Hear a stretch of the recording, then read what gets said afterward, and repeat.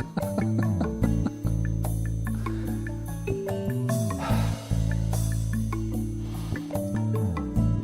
lot of you have done retreats with me before, so you're going to hear this again.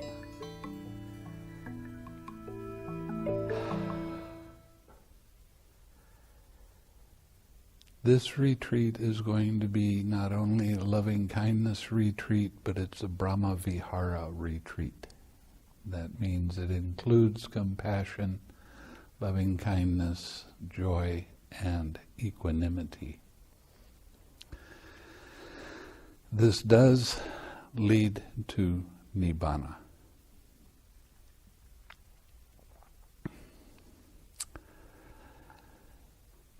So, when you practice loving kindness meditation, you start by sending loving and kind thoughts to yourself. Now, if you've already done a retreat with me, I don't want you to start here. If you've gotten into the arupa jhanas, then you do loving kindness into the 6 directions. But for people that are just starting, I'm going to give the instructions in that.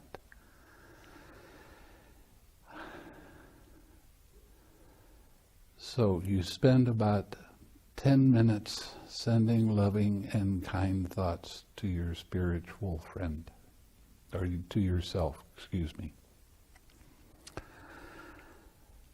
Loving kindness is a soft, warm, glowing feeling in the center of your chest. When that feeling arises, then you make a wish for your own happiness. You have to feel the wish. This is a feeling meditation, it's not an intellectual meditation. Okay? So you want to feel the wish that you make. If you wish happiness, don't be moving like that. You want to bring up a feeling of joy. Feel the joy. Put the joy in your heart. Radiate that feeling to yourself. If you make a wish for being happy, then feel the happy feeling. Put that in your heart. Radiate that to yourself. If you have a restless mind, then you need to bring up a feeling of peace and calm. And feel that peace and calm. Put that feeling in your heart and radiate that to yourself. After 10 minutes, then you start sending loving and kind thoughts to your spiritual friend. A spiritual friend is a person of the same sex, and they're alive. That's the qualification. A spiritual friend is someone, when you think of them and their good qualities, you truly like them. You wish them well.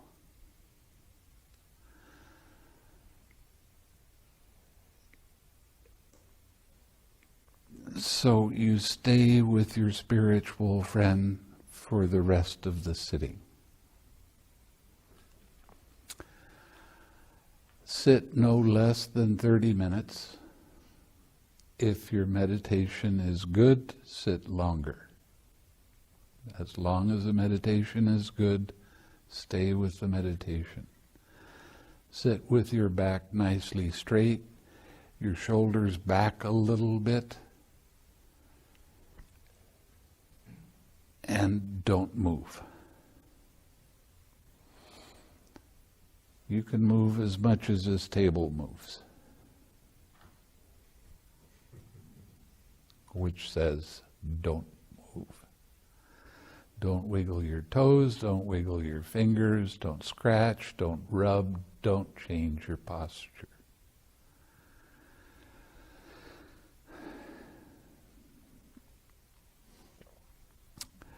If you feel like sitting for 45 minutes, then sit 45 minutes. But you don't try to This is not a bell retreat. We're not going to have bells except for breakfast and lunch and the afternoon tea. So you're going to be sitting and walking on your own schedules. When you're doing your walking meditation, I want you to stay with your spiritual friend. Walk no less than 15 minutes. Now, something that some people get in the habit of is they'll be sitting and then they want to change their posture and then continue sitting. Don't do that. Get up and start walking. Walking is a very important part of the meditation. Too many people have the idea that walking doesn't mean much. When you do the walking, I don't want you walking slowly. I want you to walk at a normal pace. You're walking for exercise and to develop the habit of carrying loving kindness with you when you're walking in your daily life. So it's important to develop this skill. If your walking is good and you can stay with your spiritual friend very well, then walk longer. That's okay. You can walk up to 45 minutes. If you walk more than 45 minutes, you have a tendency to get a little tired. And you don't need to do that. When you get to certain places in your meditation, I might tell you to start walking faster, because I want you to get your circulation going more. If you sit for 2 or 3 hours, your blood starts to settle down into your legs. So you need to walk faster so that you get your circulation going. And this helps your meditation more than a little bit.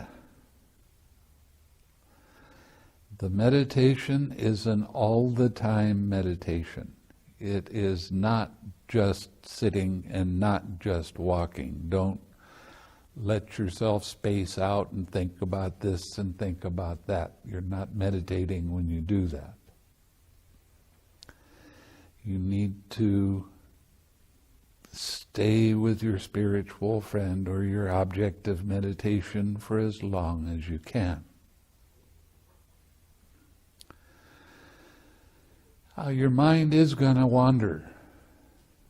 Wandering mind is not the enemy. Wandering mind just means your mind is thinking about something. As soon as you recognize that your mind is thinking about something other than your object of meditation, then you use the 6 R's. The 6 R's is another way of describing right effort. In the suttas, it talks about 4 steps of right effort. I put in a couple extra steps just to help you, remind you. You recognize when your mind is distracted. That means it's not staying on your object of meditation. You release the distraction. You don't keep thinking it. And relax the tightness caused by that distraction. This is very important. Your brain has 2 parts to it, basically. And there's a membrane that goes around each part of the brain. It's called the meninges. It's like a bag that holds your brain together. And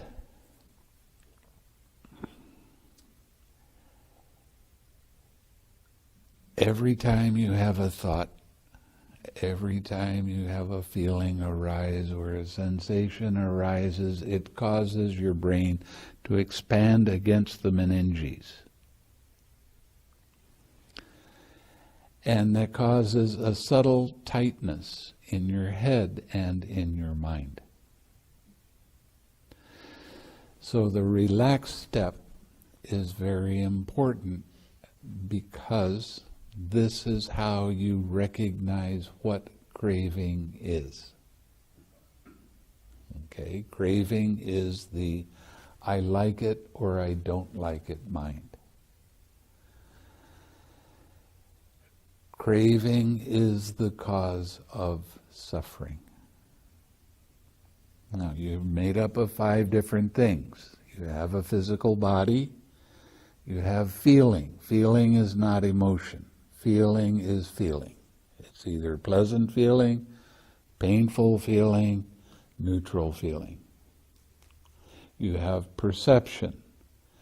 Perception is a part of the mind that names things. You see this and you say, oh, this is a fan. Perception is a part of the mind that put that name on this. It's the start of concepts. When we're thinking, we think in concepts. You have thoughts and you have consciousness. When a feeling arises, right after that feeling, that's where there's tension and tightness. You have to be able to recognize this subtle tightness and relax. And when you relax, it'll feel like there's expansion happening in your mind.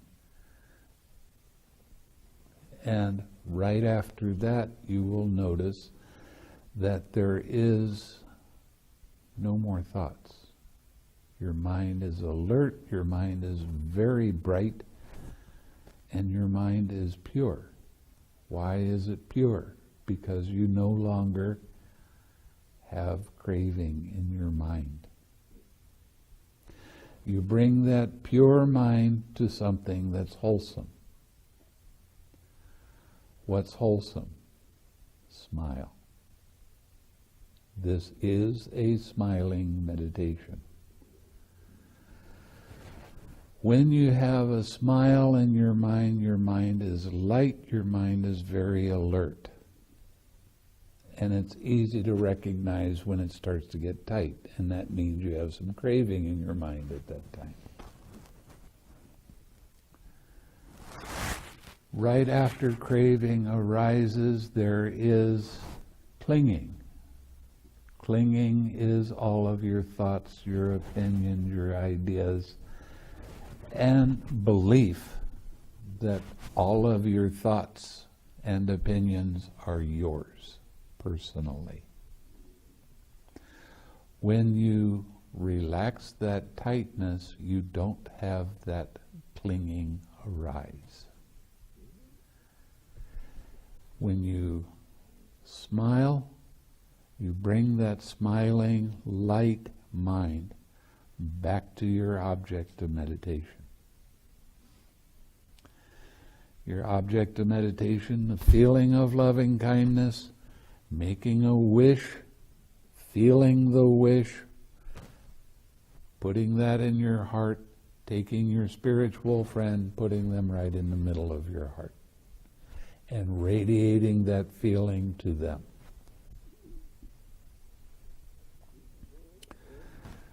And the last part of right effort is to stay with your object of meditation for as long as you can. Now, if you've done meditation before, almost all of the teachers that I know of, when they teach a different kind of meditation than this, they try to tell you, you need to try harder, you need to push, you need to put in more energy, more effort.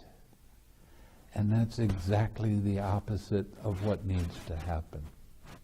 When you put in more effort, you start to have more restlessness in your mind. And you get caught by the hindrances very easily. Hindrances are not your enemy to fight with. Hindrances are your teachers. They're teaching you where your attachment is. What is attachment? I am that. I am this thought. I am this memory. It's taking it personally. When you take things personally, you cause yourself a lot of suffering. After the story about your mind going off on a hindrance, then you get emotional tendencies. And they're habitual. And this is where people get really caught up in fear and anxiety and dislike and lust for something. Thinking about a food and your mouth starts watering, that's lust. Not only, quote, sexual, but it's a wanting mind. When you use the 6 R's correctly, you won't have this emotional state arise. Okay? When you forget to use the 6 R's, that's when emotional states arise. And that's a cause of suffering. That's a cause of immeasurable problems, because you're taking all of this stuff personally. When you let go of craving, you are not taking anything personally anymore. You're seeing the true impersonal nature of everything. Every thought, every feeling, every sensation is part of an impersonal process. It happens because the conditions are right for it to arise. What you do with what arises in the present moment dictates what happens in the future. If you don't use the 6 R's and you get caught up in your craving, and you try to think the feeling away, you're going to get into your emotional upsettedness. You're going to get into this mind that gets caught up in dislike, in fear, in anxiety, all of these things. And you're going to suffer. When you use the 6 R's and you recognize that your mind is distracted, and you release the distraction, you don't keep your attention on it anymore. And then relax, your mind is pure. Right after that, you have to bring up something wholesome. What's wholesome? Smiling. Why? Because it keeps your mind light, keeps your mind alert. And bring that wholesome mind back to your object of meditation, which is wholesome also. And stay with that wholesome mind for as long as you can. Stay with your spiritual friend for as long as you can. One thing that seems to happen occasionally for people is they have a hindrance arise and they don't really like it very much, but they're staying with their object of meditation and these thoughts come through. And they have the idea that you're supposed to 6 R every thought that comes through. No, that's not right.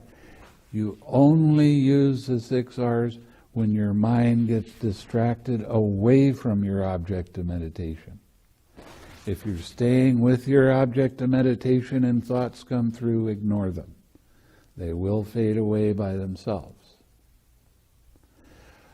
Only when your mind is distracted, then you use the 6 R's and come back to your object of meditation. It doesn't matter how many times your mind gets distracted.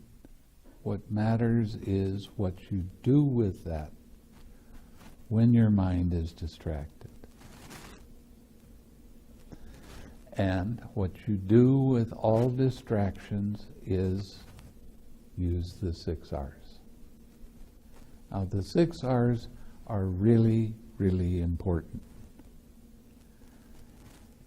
They will take you all the way to the end of the line. They will take you to arahatship. So get real familiar with the 6 R's. I know that there's a lot of people that write books and they try to tell you what meditation is. Right now there's so many different definitions of what mindfulness is that it's shocking. I saw a conference on mindfulness and none of the people talked about what it was. And they haven't got a clear idea. So I'm going to give you a definition of mindfulness, and it works 100% of the time. Mindfulness is remembering to observe how mind's attention moves from one thing to another. Now, this takes it out of the realm of psychology, because psychology is about why does this stuff happen? Why does it come up? When you start observing how mind's attention moves, you start teaching yourself how this process actually does work. And you're going to hear me mention this a lot. And you're going to hear me mention the 6 R's a lot. Why? Because after you hear it 100 or 200 times, you're actually going to understand it. I've had people come to me and say, I just let go and relaxed and my mind was clear. And I go, yeah? So? How many times have you heard me say this before you actually experienced it? This is the difference between reality, how things actually work, and philosophy, thinking about how things actually work. You need to have the experience. See, every time you use that relax step, your mind is clear. You don't have distractions. You don't have emotional states coming up. When you let go of craving, clinging won't arise. If clinging won't arise, habitual tendencies won't arise. If habitual tendencies don't arise, birth of action doesn't arise. When birth of action doesn't arise, sorrow, lamentation, pain, grief, and despair don't arise. There's no more suffering for that moment. Now, you heard me start to talk a little bit about nibbana. There's 2 kinds of nibbana. There's a mundane nibbana. Every time you use the 6 R's and relax that tension and tightness in your mind and in your body, because when you relax, the meninges is not only a bag around your brain, it's a bag around your entire spine. And when you relax, you're relaxing your entire body at that time.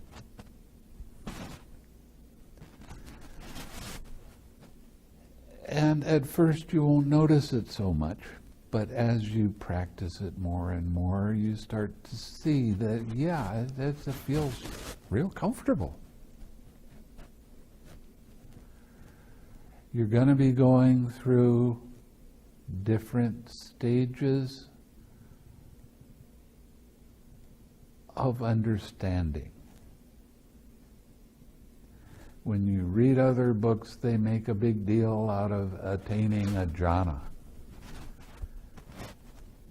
And jhana, but you can't attain nibbana if you only practice jhana practice. You have to practice vipassana. Well, I'm teaching you how to practice jhana and vipassana at the same time. This is the way the Buddha teaches it. This is the way that works.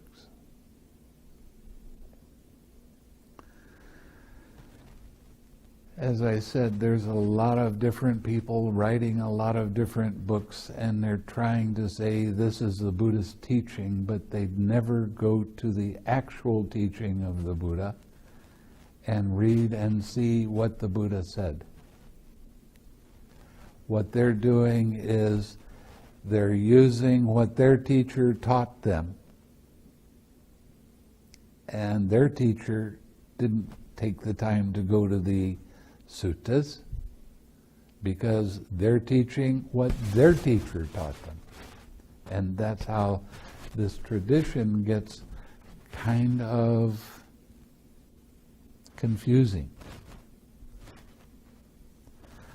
I have a friend that's been teaching meditation for 50 years, teaching it. When he gets up in front of a crowd like this, you can hear his fear in his voice.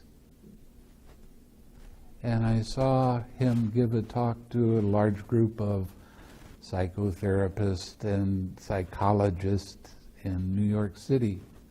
And he admitted that ever since he started practicing, and he started back in the 60s, that he's always had trouble with fear. And it always comes up. And my question is that the actual teaching of the Buddha? Or is it a teaching from a commentary, which is somebody's opinion of what they think the Buddha taught, which doesn't necessarily agree with what the Buddha taught?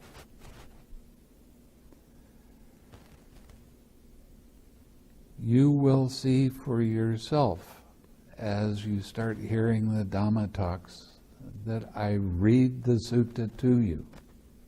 So you're going to know what the Buddha said. Of course, it's through a translation, and there's some translations that aren't as good as others, and I change words around occasionally because it's easier to understand with what I'm saying. For example, in Pali, they talk about the first jhana. They say you have vitakka and vichara. Now that's always translated as initial application of mind and sustained application of mind. Well, I don't use those words. What does that mean? I say it's thinking and examining. Now you understand more what it's talking about. So I have words that I'm going to be changing from the translation that to me make more sense. Now, the whole thing with practicing loving kindness meditation is being able to carry it with you no matter what you're doing. Every time you sit, when you're just starting out, you start sending loving and kind thoughts to yourself for the first 10 minutes. All of the rest of the time, I don't care what you're doing. Whether you're taking a shower, whether you're eating, whether you're going to the toilet, whether you're just going out for a walk, stay with your spiritual friend. Radiate that feeling to your spiritual friend.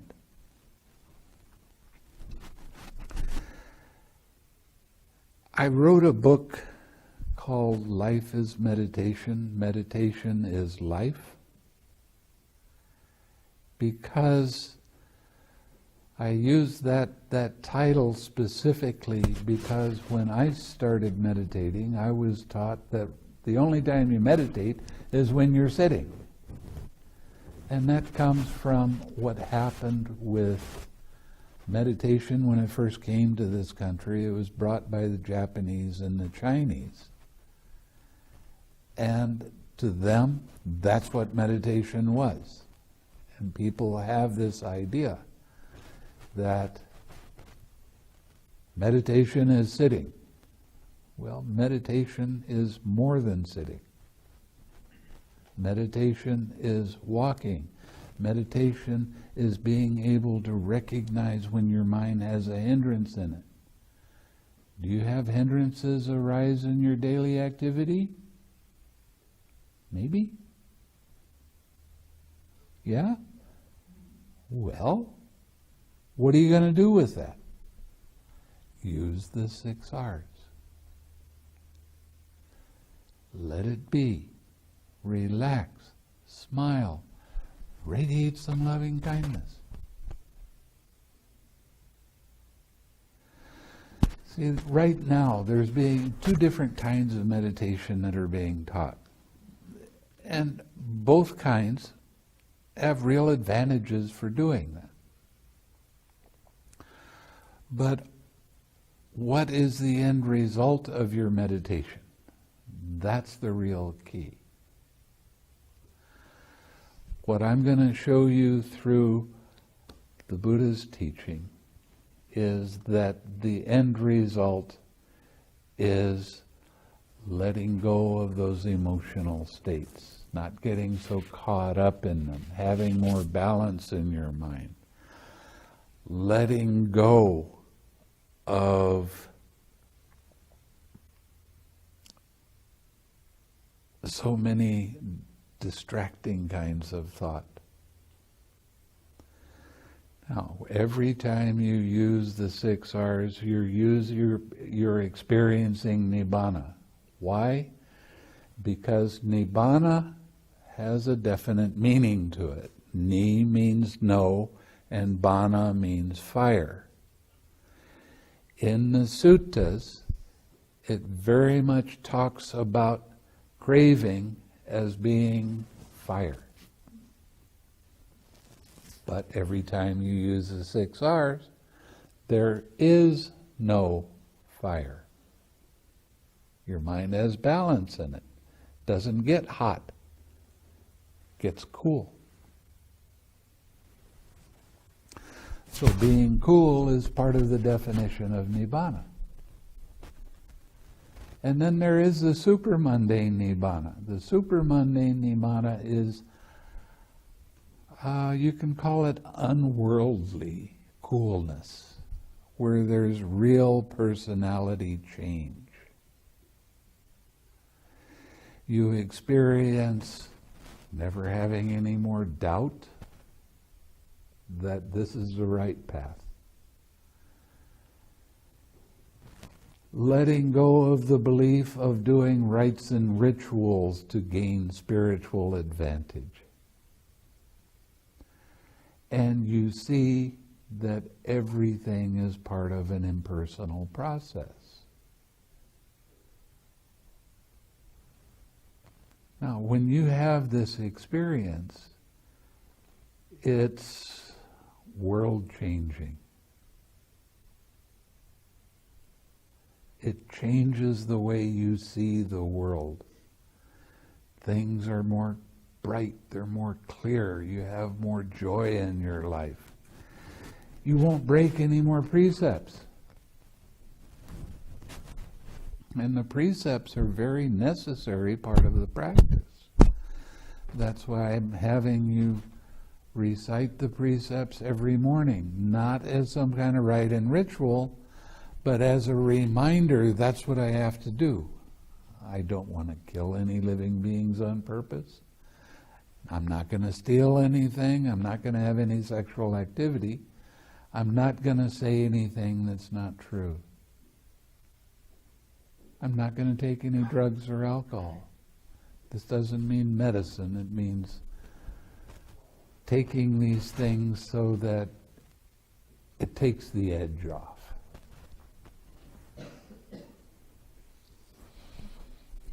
So you won't break a precept anymore. So you become more and more wholesome. More and more, you start having more fun in life. Because you know the right path. You know the path to walk. You don't need to experiment anymore. You know what you're doing. And you are teaching yourself this. I'm not your teacher. I never was a teacher. I'm a guide. And I'm a translator. I translate what you say to see if it's matching what the Buddha is talking about. So sometimes it gets tricky. But as you go deeper and deeper in the meditation, you're teaching yourself how to let go of the suffering. You're teaching yourself how to relax into things and experience nibbana, a coolness. Your mind will have more and more a sense of balance in it.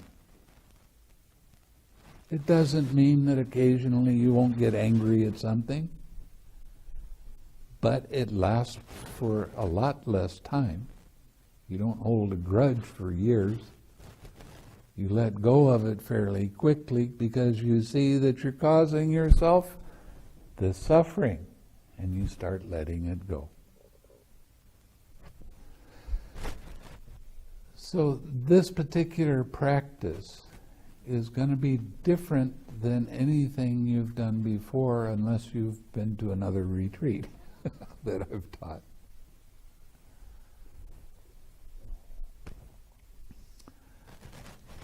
I ran across somebody in Florida that had been doing meditation since 1972. Been doing the same meditation, straight vipassana. And he wasn't very successful with his practice, and he did meditations 2 or 3 times a year, a month, 3 months. He did a lot of internal work, but he wasn't satisfied with the end result. When you get done with this 10-day retreat, if you follow the directions the way that I give them, you don't add anything, you don't subtract anything. If you follow the directions that I give you, by the time you're done with this retreat, you will see things differently. You will have a more uplifted mind. You will have more balance in your mind. And I'm used to having people have fast progress. That's why I only give a 10-day retreat. I don't have to give, I wouldn't know what to do with you if you came for a 1-month retreat.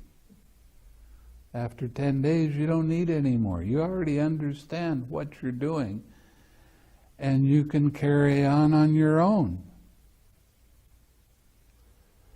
This practice is truly amazing. And it's not my practice, it's the Buddha's practice. Your understanding is going to grow very fast because you're going to be able to see for yourself how it works. Now, I'm going to insist that everybody smile. Well, the Buddha didn't teach us to smile. He doesn't mention it at all in the suttas. Yes, he does. In the Dhammapada, he says, we're the happy ones. What's the expression of being happy? Smiling and laughing, right? You go to a Buddhist country, they're smiling and happy all the time.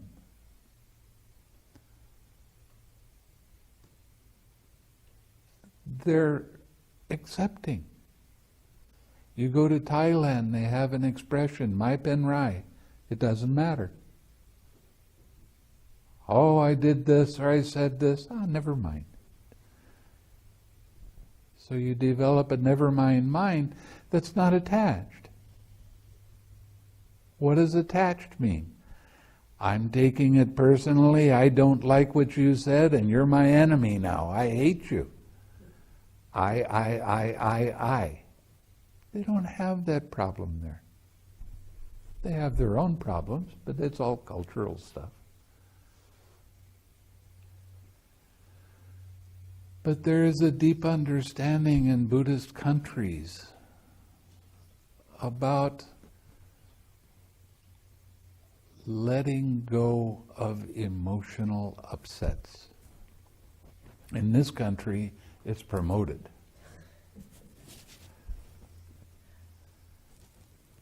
Oh, I had one woman that came for a retreat. She was a public defender lawyer. After she did the retreat, she went back to work, and her boss came up to her one day and he said, "You have to be more angry. You have to be tougher." So she's considering getting another job so she doesn't have to do that. But insisting, your boss coming insisting, you got to be angry. What is that? You got to be happy. And you'll learn how. As you practice the 6 R's, and you recognize when your mind is distracted, it's pulled away from your object of meditation. You're thinking about this or that. It doesn't matter what you're thinking about. The content of your thoughts is not important. What you do with what arises is important. And this is where you make a choice. Now, there's a lot of spiritual practices that talk about free will and that sort of thing. And this is where your choice is. You can choose to identify with it and make yourself miserable, or you can let it be and become more happy. It's your choice. If you use the 6 R's, you will tend to be more and more happy as time goes by. As you become more familiar with how to do the 6 R's. Now, the 6 R's are 6 things that you have to do, not say, not repeat. And it turns into a flow. You recognize that your mind is distracted, you let it be, you relax, you smile, you come back to your object of meditation, stay there. So it's a flow. It's not rigidly, oh, I just recognize this. now I have to release this. No, no, no.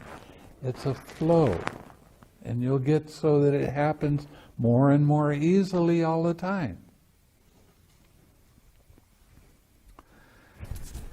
I want it to become a habit for you all the time. I don't care if you're in a retreat or not.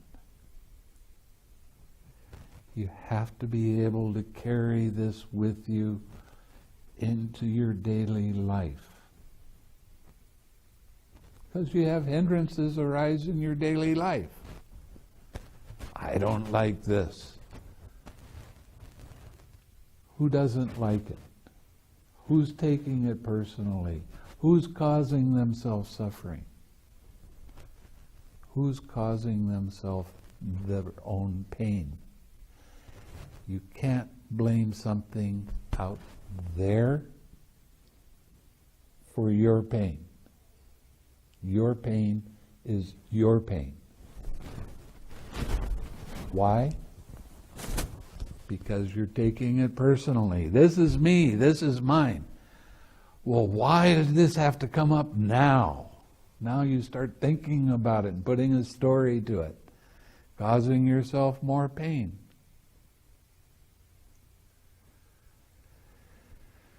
This practice is about change. Changing old bad habits into new good habits. What's the difference between a bad habit and a good habit? A bad habit is, this is me, this is mine, this is who I am. A good habit, well, it's just this. It's just this feeling. It's just these thoughts. They're not mine anyway, so why do I have to get involved with them?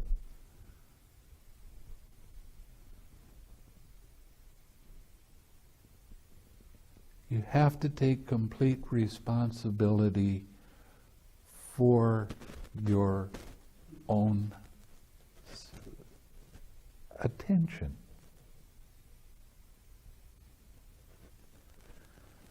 You have to remember to observe how your attention works. When you do that, you will start to see that it's part of a process. And the process works the same way all the time.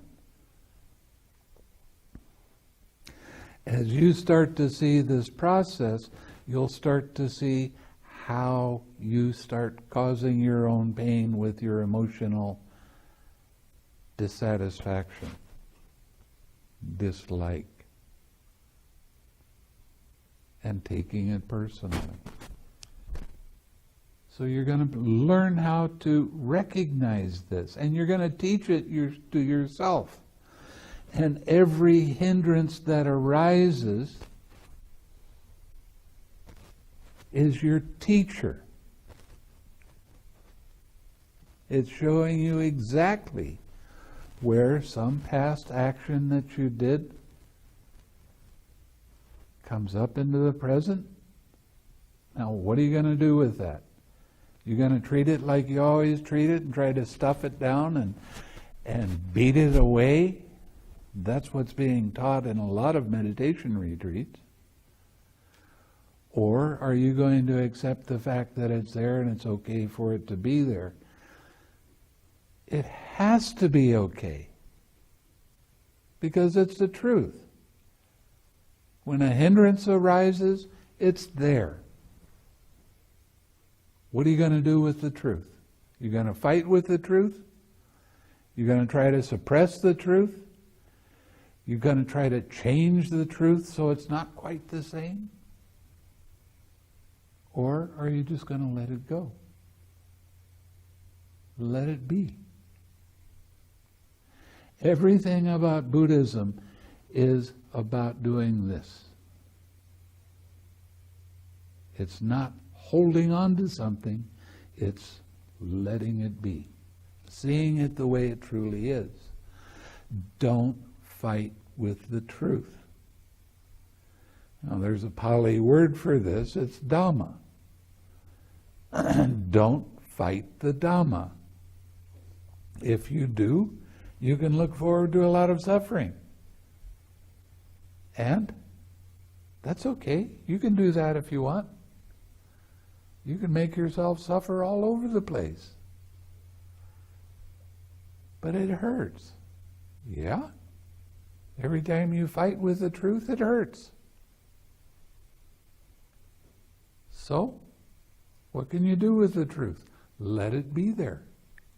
Relax into it. It's not you anyway.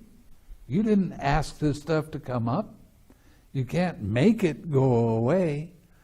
All you can do is allow it to be there. But it's painful. Okay. There's painful feeling, there's pleasant feeling. But I don't like painful feeling. Okay. Who doesn't like it? Who's trying to change it? Who's trying to make it different than it is? Who's so attached to having things be the same way that you're going to continue having this problem come up over and over and over again until you learn, hey, enough. Just let it be there. Relax into it. It's painful. Yeah, it's painful. Okay. But it's just pain, and it's not even my pain.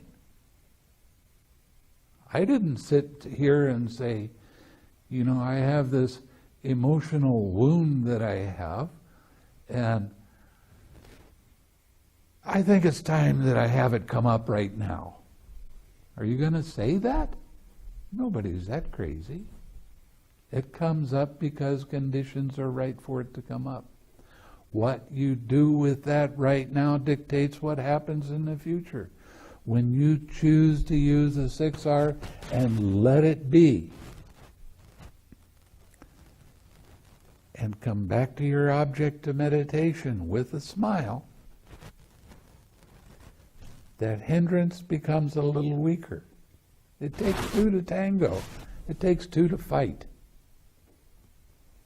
When you have a hindrance come up and I don't like it, now I'm going to try to make it different than it is, and it pushes back and it gets stronger. And I'm going to push it back, and I'm determined to make this fear go away. Or the New Age ideas of just hey, allow it to be there. Don't worry about it. It's nothing. Well, they are still suppressing. They're still pushing that fear away. You don't accept when you're taking it personally. You have to see that craving is the cause of suffering, and you have to relax and let that craving go. Now that hindrance, that fear, that anxiety, the dislike, whatever, it doesn't have anything to push against, and it gets weaker. It's not necessarily going to go away right away. You can't use the 6 R's as a stick to beat this thing stop it from coming back. It's going to come back as often as it needs to because of the strength of it. Now, what causes a hindrance to arise? Breaking a precept. Feel guilty. Saying something that's not necessarily true. Trying to fool the world with your speech. Cursing. Trying to divide people so that they're, oh, you're Muslim, I don't like you. I was in Indonesia. I had 4 Muslims come and do the retreat. And they were pretty successful with the retreat. They said, well, I still believe in Allah. Fine, I don't care. Doesn't have anything to do with the meditation. Eventually they'll see for themselves whether there's something to it or not. It's not my place to get them to change. They'll change on their own as they start seeing how this process works. So a hindrance can keep coming up over and over and over again, and you treat it in the same way every time. When your mind is distracted by this hindrance, let it be. Relax, smile, come back to your object of meditation. But I barely got back to the loving kindness, and there it is again. So, one thing that a lot of people get caught in is doing only half of the 6 R's. I recognize it, I release, relax, release, relax, release, relax. That doesn't work. You're right. It's not going to work. Why? Because you're only doing half of the 6 R's. It's not only recognizing that your mind is distracting and releasing that and relaxing, you have to bring up something that's wholesome. Why do I want you to smile all the time? It's wholesome. A secret. I know Buddhism doesn't have any secrets. Every time you smile, now smile, I mean smile in your mind, smile in your heart, little smile on your face, smile with your eyes. Every time you smile, you're practicing the entire Eightfold Path at that time. Every time you use the 6 R's, you're practicing the entire Eightfold Path at that time. Isn't that something? I'll get into the Eightfold Path later. This is supposed to be the introduction.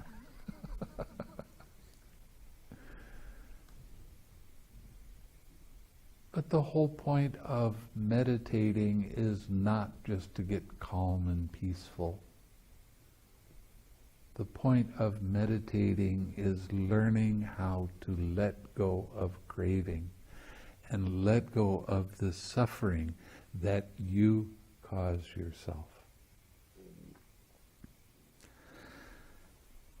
Now, I said that there's 2 different kinds of meditation. About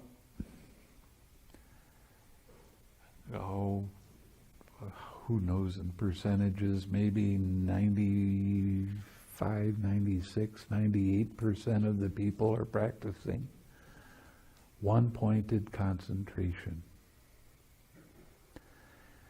And there's something that happens with one-pointed concentration.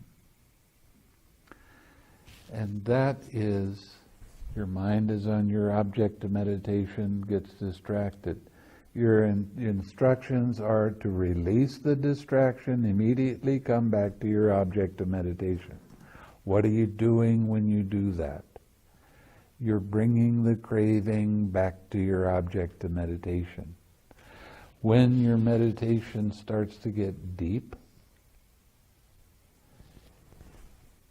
the force of the meditation suppresses the hindrances. So for that period of time, your mind is pretty pure.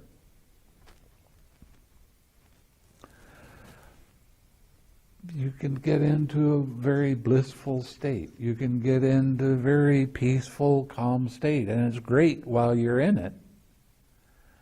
But when you get out of it and you lose that concentration, you still have the hindrances, and they're bigger and stronger because you've been pushing them down with the concentration. And it's not that you're doing it on purpose, that's just the nature of the concentration. Now, what I'm showing you right now has one extra step in it. One extra step. And it stops your mind from being one-pointed on something. And that is the relaxed step. When you use the relaxed step, what it does for your mind is it opens it up. And you start seeing more clearly how this process actually works. And this process is called dependent arising, dependent origination. You're going to hear a lot about that on this retreat. This is exactly how mind works. And you're going to be teaching yourself how. Because your mindfulness is remembering to observe how mind's attention moves. So you're going to start seeing, as you start going deeper in your meditation, you're going to start seeing more and more clearly how this process works. And you're seeing it very clearly that there's no me, there's no my in this. It's just a process.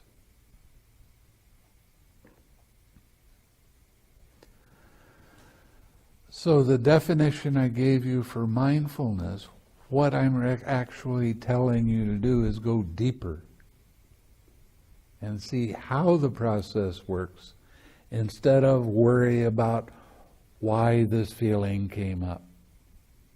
When you start thinking about why this depression came up, why this fear came up, why this anxiety, why this dislike, why it comes up is because conditions are right for it to come up. Then it's going to come up by itself. But it's not yours. It's just a feeling.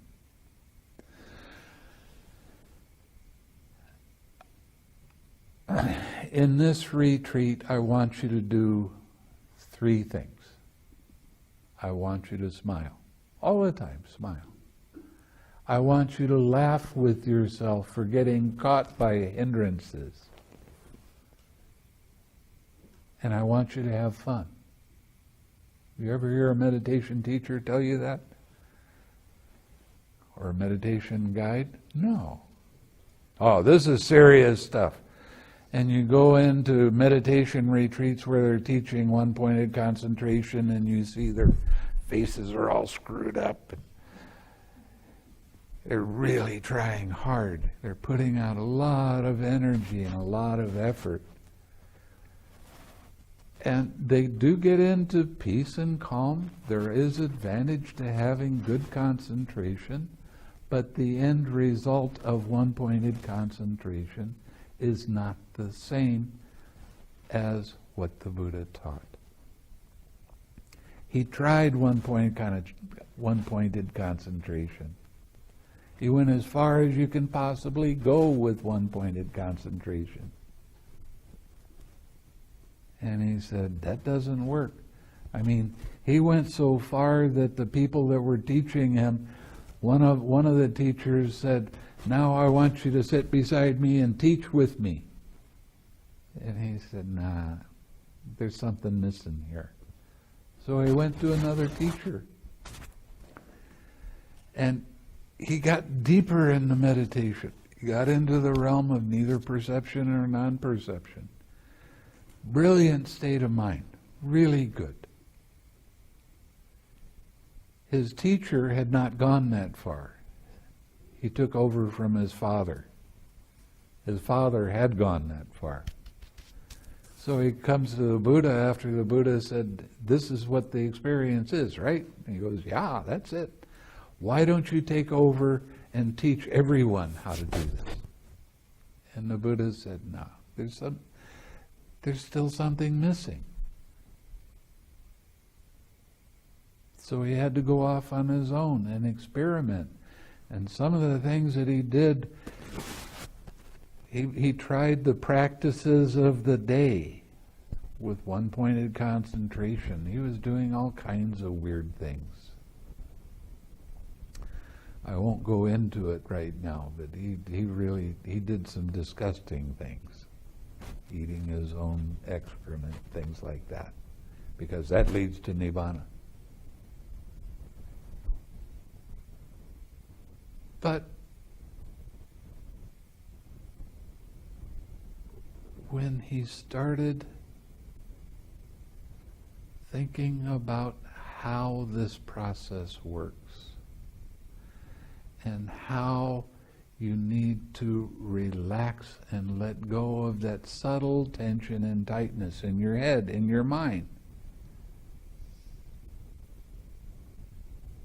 Now everything starts falling into place. It's not that the other practices that he did were bad. They're not bad. One-pointed concentration could be very useful at times. But the end result isn't nibbana. And that's what the Buddha was interested in. How do we cool this fire? How do we let go of this pain and suffering? He saw going around the wheel in samsara, well, sometimes you have a good rebirth, sometimes you don't, depending on your actions. He said, well, there's got to be a way of getting off this wheel and having the supreme coolness all the time.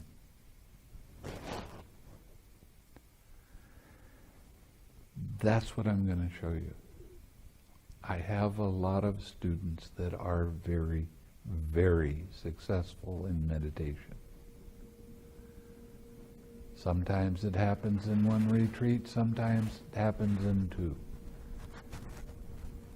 I've had some students that for years they didn't follow the directions precisely, and they weren't so successful with the meditation until they finally, after 3 years of saying, don't do that, that's not the way.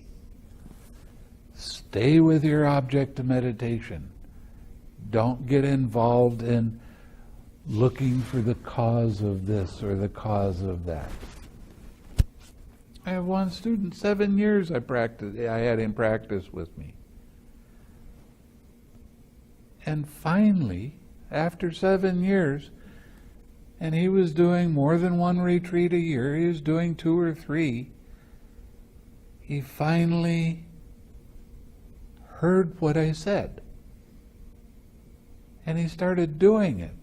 And very quickly, he's experienced Nibbana. But it took 7 years of hard work on my part. And I don't want to do that. I want you to pay attention and do it the way I'm showing you right now. Have fun. Don't get serious with mental states. Laugh with your mental states. It's not yours anyway. You can be sitting there and all of a sudden sadness comes. Well, did you tell yourself to be sad? No, it happened because conditions are right. Can you laugh with your mind for being so crazy, for bringing this up? Well, when you do, and it doesn't have to be a big belly laugh, but kind of a chuckle in your mind. Oh, look at what my mind's doing now. It goes from, I am that, I am the fear, I am the anxiety, I am whatever that emotional state is, to, it's only that. It's only this feeling. Now, do I want to walk around with this anger all the time for the rest of the day? No, let's just let it go. Laughter about yourself changes your perspective. And that perspective is letting go of the craving. I am that to it's only that. That's letting go of the craving. So when you let go of the craving, it's not yours anyway, it's just a feeling. Let that one be. Have fun with the retreat. Have fun at how crazy your mind is. Welcome to the human race. We all crazy. And it's okay to be crazy, but you don't have to continue being crazy.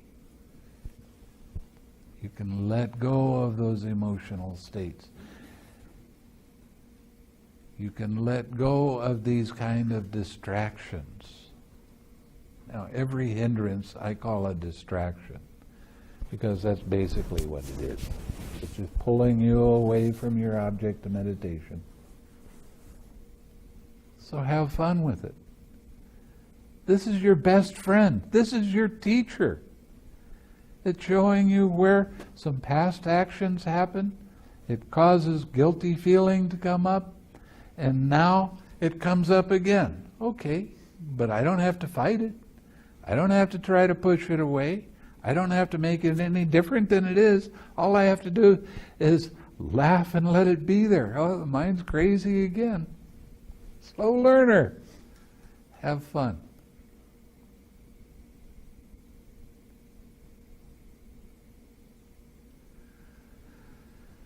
So, I want you to sit for no less than 30 minutes. Somebody asked me, okay, how long can I sit? I had a student, he'd done a retreat with me once before, very successful. His first sitting was 15 hours without moving his body. So, okay, you can sit, for this retreat, don't sit more than 2 days without moving. That's enough.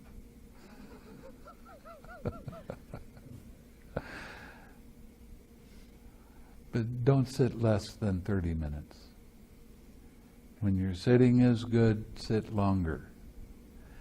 Every sitting is going to be different. Don't try to make one sitting that was real good and the next sitting try to be the same. It's not going to be. You have to put in less energy, less trying.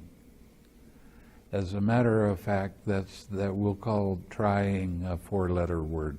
We don't try, ever. Either you're going to do it or you don't do it. If you say, I'm going to try, that's leaving yourself open for quitting. Say you're going to do it, then do it. This is a simple practice. It's very simple. It's not always easy. But you have to understand that the Buddha was teaching mostly farmers that were uneducated. And they had to have a practice that worked and worked well and worked quickly. Otherwise, he wouldn't be as famous as he is now.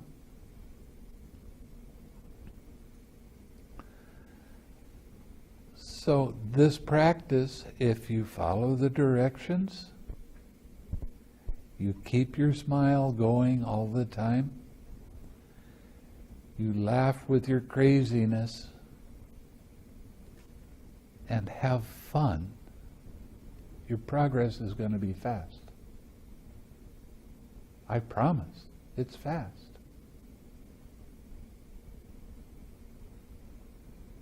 And you're going to really learn a lot very quickly.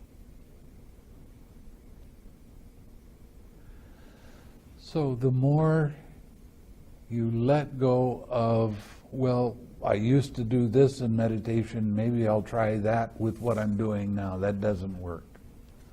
You have to let go of all the other practices. You don't know what's going to happen next, so don't try to project it. And follow the 6 R's. Have fun. Sit as long as you're comfortable. And when you get to certain points in your meditation, I might suggest that you sit longer because you're ready for it. But this is a natural process. Things happen naturally by themselves. I told you that this is the Brahma Viharas. You'll go from Metta to Karuna to Mudita to Upekkha, and it can happen all in one sitting. Not necessarily. Depends on you. I had somebody come up to me the last retreat I just gave, and this lady, she said, "You're pushing me to go too fast." I was shocked. I said, "I'm not pushing you. I'm telling you what's happening. Your mind is going that fast. It's not me that's pushing you. I don't care whether you go that fast or not. But your mind is ready, so it changes. It happens by itself." So she stopped accusing me after that.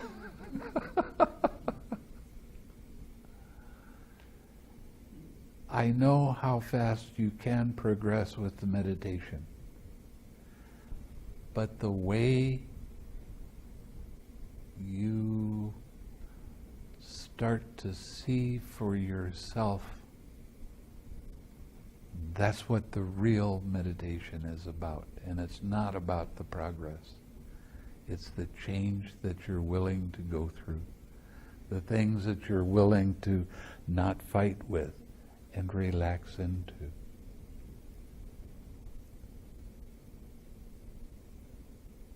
So, before you go to sleep at night, there's two things I want you to do. I want you to make a determination what time you're going to wake up in the morning. And don't make it always 5 o'clock. Make it 4:59, 5:01. Change it around a little bit. And try to hit that. If you don't, okay, you don't. No big deal. The reason I want you to start now is because that is a good way to start getting your determinations more accurate. It's a way of setting your body clock. When you start going deeper in your meditation, it becomes very useful. Also, I want you to make a determination right before you go to sleep that you're going to wake up smiling and happy. And when you wake up smiling and happy, keep it going. Okay? It's simple. Smile. A lot of people will come to me first part of the retreat. Oh, my mind is so active, I can't do this, I can't do that.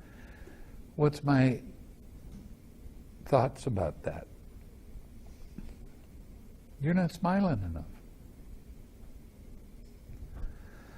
See, when you smile, it improves your mindfulness. It improves your observation power of how this process works.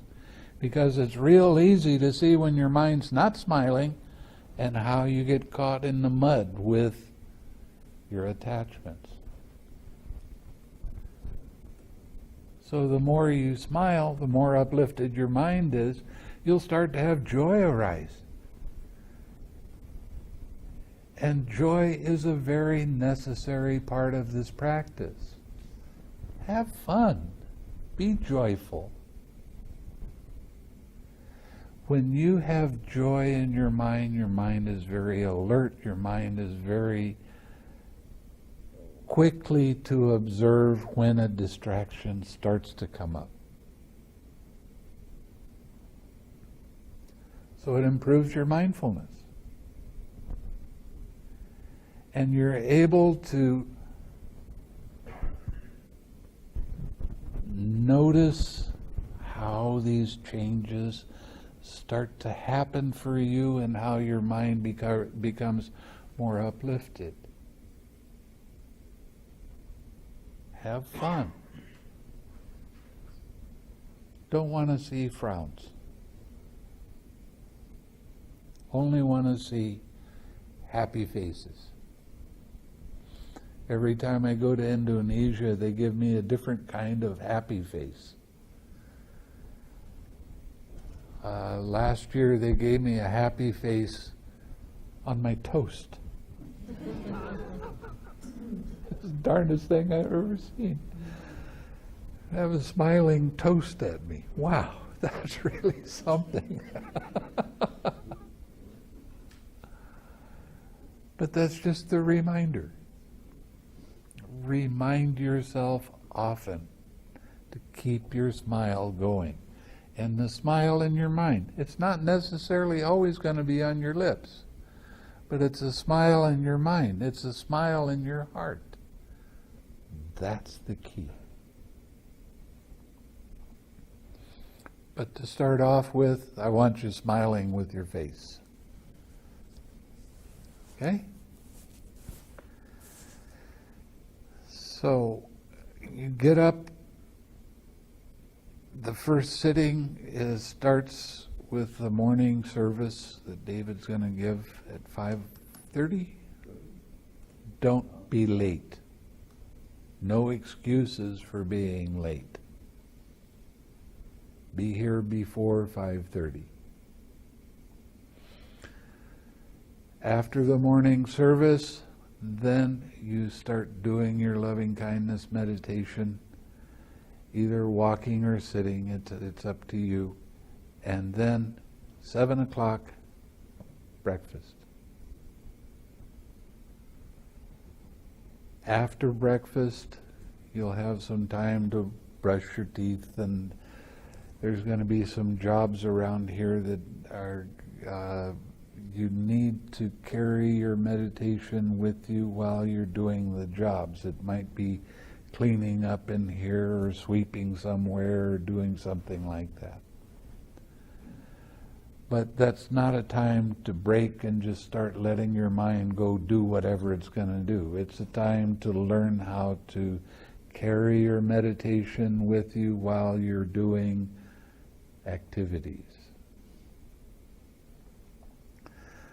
After that, then sitting and walking until 11 o'clock.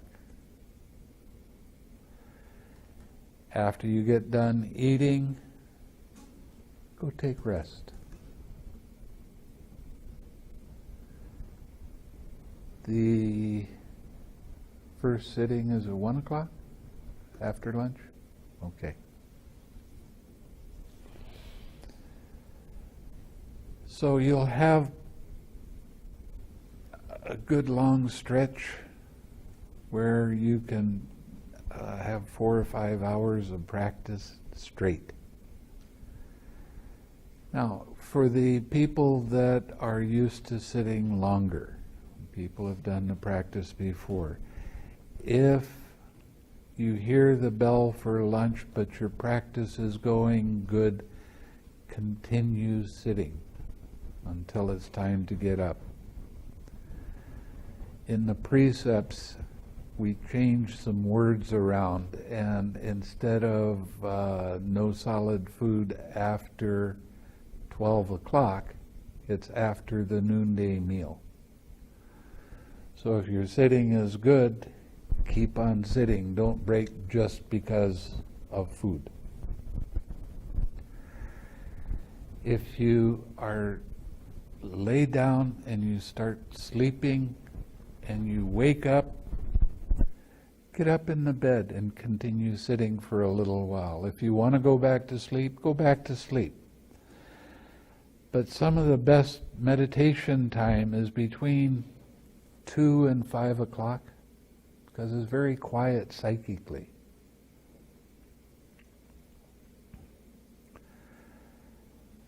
As a matter of fact, I got up at 3 o'clock this morning and started sitting. And I like that time. It's really nice. You can take naps during the day. If you get up and sit for 2 or 3 hours, after a meal you feel like, I need to take a nap. Okay, you can. 15 minutes is a good cat nap. A half an hour, no more.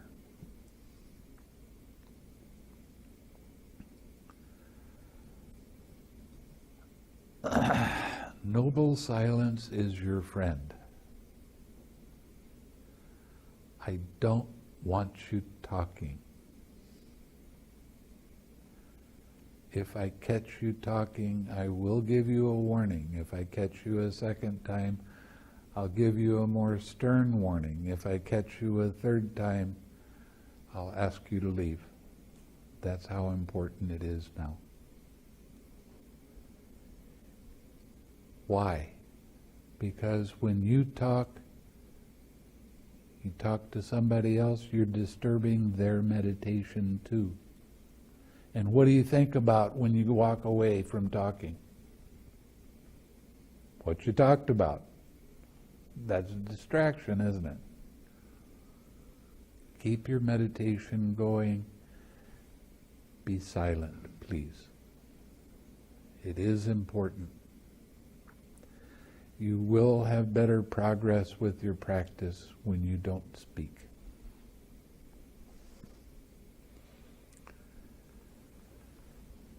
So about 5:30, there's tea time if you want to take a break, but that doesn't mean a break from your meditation. It means you're going to get some tea and drink it. Don't talk. Stay with your meditation object all the time.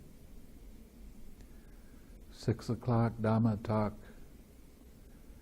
After the Dhamma talk, it's a good idea to get up and move around.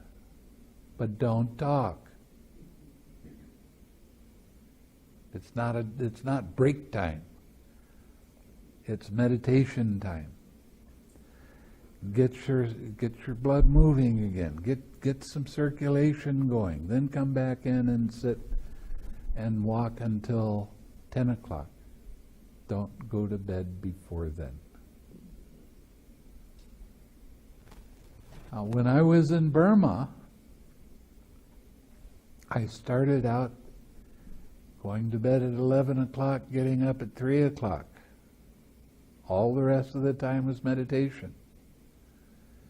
That means meditation while I was taking a shower, while I was eating, I was really serious with it.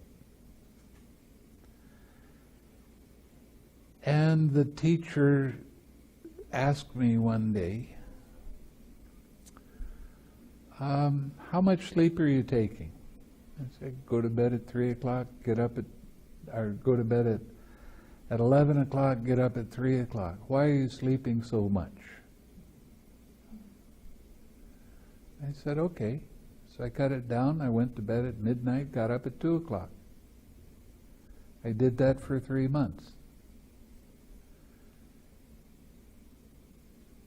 I'm giving you 7 hours. This is a walk in the park. I mean, this is really easy. Don't go to bed before 10 o'clock. You get 7 hours, 10 to 5.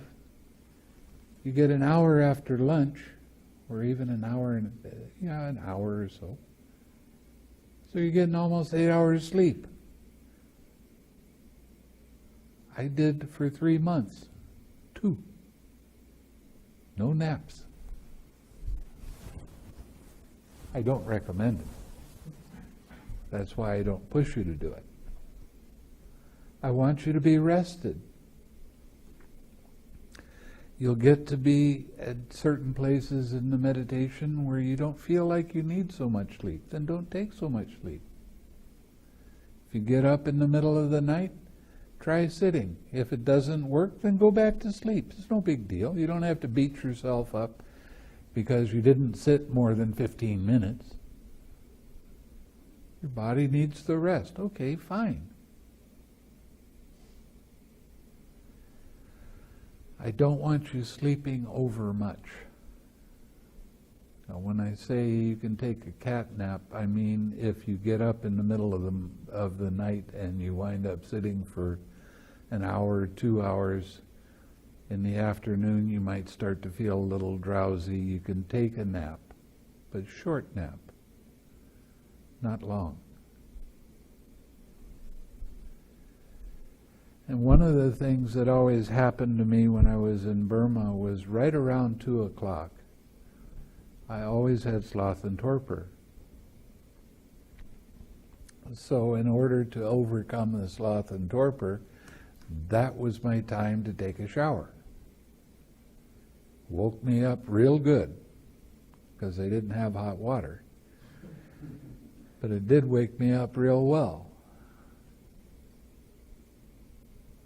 So you can overcome the sloth and torpor by washing your face. The sloth and torpor occurs because you're not keeping your attention closely enough to your object of meditation. You start having these little thoughts come in, and you kind of pay attention to those while you're radiating some loving kindness to your friend. And then they start getting a little bit bigger, and then you start getting kind of dreamy, and you're not with your object of meditation anymore. And then your back starts slumping, and then you start nodding. When sloth and torpor comes, there's a couple things that you can do. One, sit almost uncomfortably straight. Not to cause a lot of pain, but just more than normal. Then when the sloth and torpor comes in and you start noticing your back starting to do that, you'll catch it more quickly and you can straighten up and you'll overcome the sloth and torpor fairly quickly. Another way is choose your walking area, back and forth. Walk forwards to the end of your walking area. Don't turn around, walk backwards to the end of your walking area, then walk forwards. But stay with your object of meditation the whole time. Those two things will be most helpful for you with sloth and torpor. If it gets so bad that you can't stand it, go take a quick cat nap, 10 or 15 minutes. That's it. It's amazing how much brighter your mind becomes with a little cat nap. Okay? So, I expect a lot of people to be very successful on this retreat. I demand it.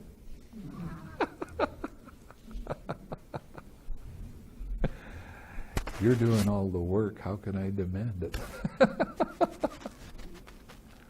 Have fun. Quietly. Okay? Do you have any questions?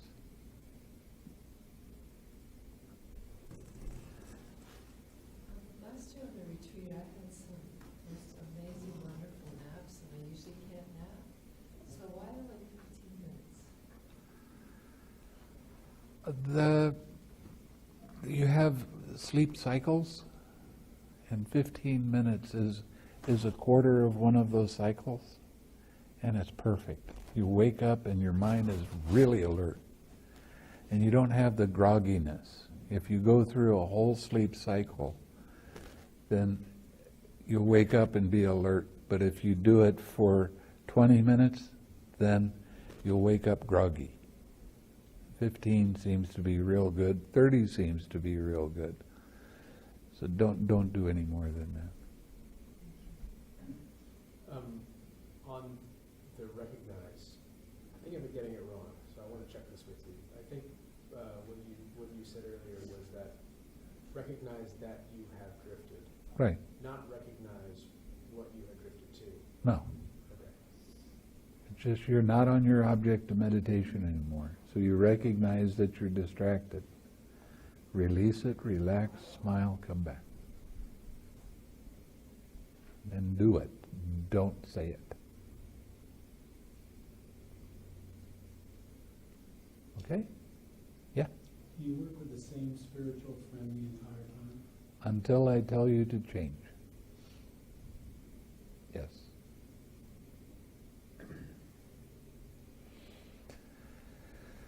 Now, if you've done the meditation before and you started doing in the 6 directions, I want you to start with loving kindness in the 6 directions. You'll understand what I'm saying when I say that. People that are just starting out won't. So, hi, Eileen. I'm happy to see you. Anything else? Yes. Sitting posture, how do you comments? Comfortable. Don't lean too heavily with your back. If you feel like sitting on the floor, you can sit on the floor. It doesn't matter. But generally, especially in this country, we're not raised to sit on the floor. And you try to sit on the floor and you wind up with your legs going to sleep and a lot of pain happening, and you don't need that. Sit comfortably. If you want to sit on the floor, you can. But I don't recommend it every time. Sometimes sit on a chair, because that way it relieves your legs and muscles if you're not used to sitting all the time. Okay? And let's share some more.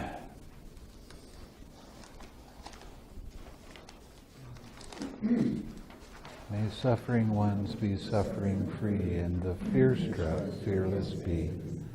May the grieving shed all grief, and may all beings find relief. May all beings share this merit that we have thus acquired for the acquisition of all kinds of happiness. May beings inhabiting space and earth, devas and nagas of mighty powers, share this merit of ours. May they long protect the Buddha's dispensation. Sadhu, sadhu, sadhu.